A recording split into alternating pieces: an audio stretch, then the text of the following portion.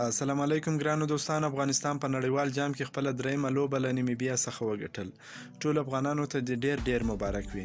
د افغانستان کرکټ ملي لوبډلې د نړیوال جام په روانو سیالیو کې نن د نمیبیا سره لوبه وکړه. د افغانستان کپتان محمد نبی د پچې ګټلو وروسته د منډو کولو پریکړه وکړه.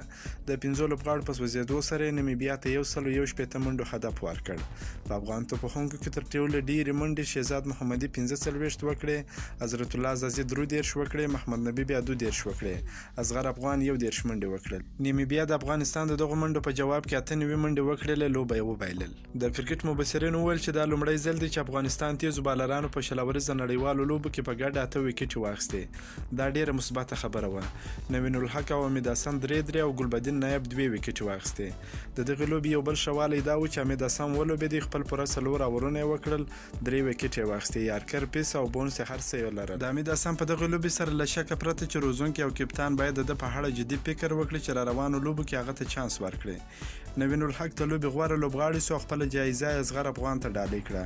هغه وویل چې اصغر افغان په کپتانۍ کې خپل لومړی نړیواله لوبه پیل کړه. هغه یو بریالی کپتان و. د اصغر افغان وروستۍ لوبه و او خدای پامانه یې وکړې. د لوبې په پای کې ګلبدین نایب په خپل وژو کښېنوی کله چې په 11 منډو آوټ سو. د ملي لوبډلې لوبغاړو ورته د درناوي ګارد درولی و. الله دې عمل سي او نیکمرغه ژوند دې ولري. هغه د ټولو مینوالو څخه مننه وکړه. د افغانستان بله لوبه د چهارشنبې په ورځ له هند سره ده. که مو دا ویډیو خوښه شوې ویډیو در سره لایک کړئ. که په دې چینل کې نوی یاست د چینل هم در سره سبسکرایب کړئ. د نور تازه معلوماتو لپاره هم زموږ سره اوسئ. تر بلې ویډیو پورې د الله په امان.